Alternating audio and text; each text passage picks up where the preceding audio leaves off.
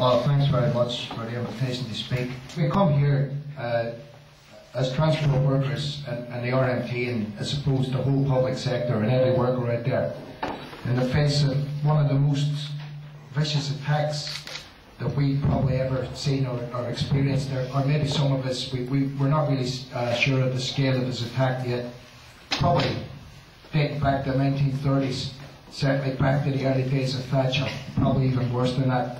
That's the attacks that these lackeys of capital in the form of the Conservatives and disgracefully their Liberal allies are lining up for working class people.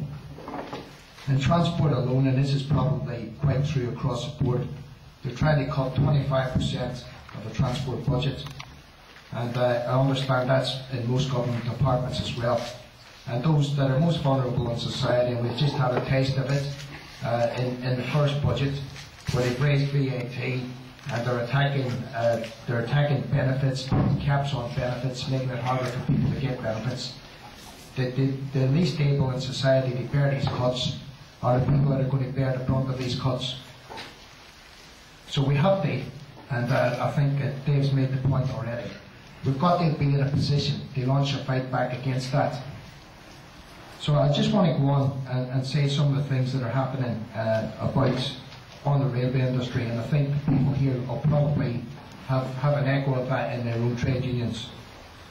About a year ago now, a small firm that are on the railway who do the spare supplies, sorry, not a small firm, but a small base of our membership, they do power supplies on the railway. There's only about 60 of them in the union. So we balloted them for action. Now we balloted these same people about 5 or 6 times in the past 3 years, and we've never had a problem. We've handed in the same list over to the managers, and it's never been challenged. A year ago it was challenged, and we've been calling these people technicians for 30 years, but suddenly the term technician, management pretended not to understand it, and they went to court and they got an injunction on that. Now this is a clear reinterpretation of the anti-trade union laws, and this is what I believe in this coming period we're going to be facing. There's going to be, the ruling class in this country knows there's going to be a kickback against the cuts that are coming. So they're going to tighten up the anti-trade union laws and possibly put in more to try to stymie that fight back and try to repress people and make it harder and harder for people to fight back for their jobs and their conditions. On Network Rail, we have a similar story. Our signallers went on, we won a ballot for our Network Rail signallers. And again, this was taken to court. No one said, except some lunatic on the BBC, that people weren't all balloted for this dispute. What they said, and if you had watched the BBC, you would think that we were sending ballot papers out of derelict buildings, because that's the impression that you try to give. Obviously, anybody who's involved in the trade union movement knows that ballot papers don't go out to your workplace, ballot papers go out to your home address. But that was clearly the impression that the BBC were trying to give, and that's what Network Rail had told them.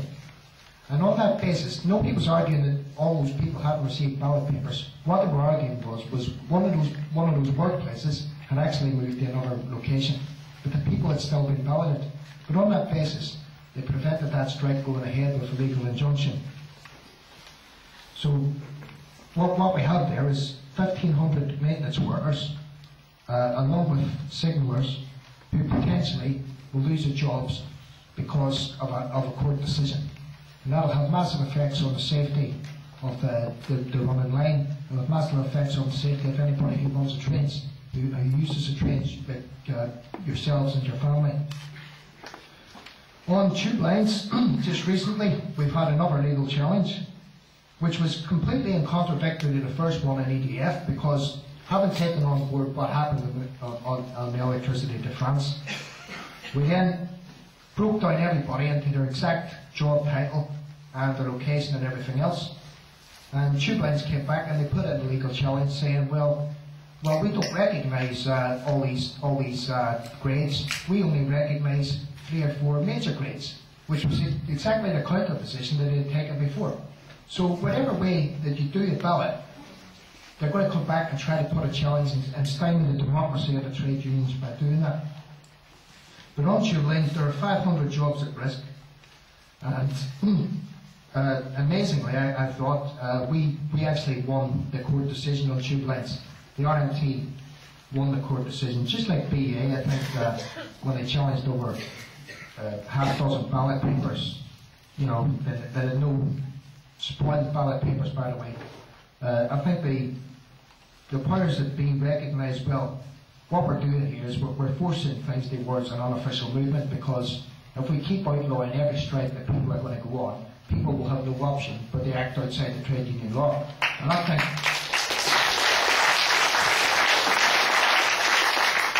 think this was recognised by the ruling class of this country, and they told people to pull back.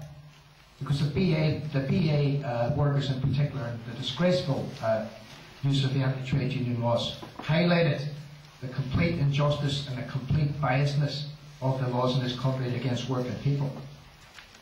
So the tube line strike has gone ahead. It was fantastically well supported. We had no scabs at all on all the people that we balloted on tube lines. And what's more, comrades, hundreds of train drivers refused to take out their trains on health and safety grounds.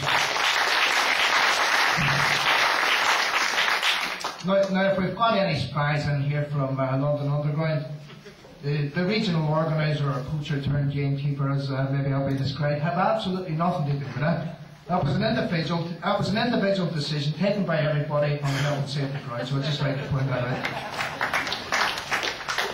out. If you look at tube lines, I think it's absolutely incredible. Metronet have already collapsed the upper part of the engineering that was privatised on London Underground. And Metronet collapsed with a payment to be picked up by the taxpayer of £5 billion. Tube lines will leave a debt of about £3 billion, and Amy, the company that managed tube lines, have been rewarded for this by having their contract extended and being given £320 million to manage it in the future. So a management who's managed to bankrupt the company, leave it in £3 billion of debt, are being rewarded and asked to stay on to manage that company in the future. It sort of beggars belief that the things that these people get up to. And of course, Bechtel, the arms dealer, are also a major player in tube lines. And Bechtel will not be picking up any of the bills for the disgraceful situation that's occurred in tube lines either. We've got another dispute on the boil as well, and that's 800 job cuts on the London Underground. We're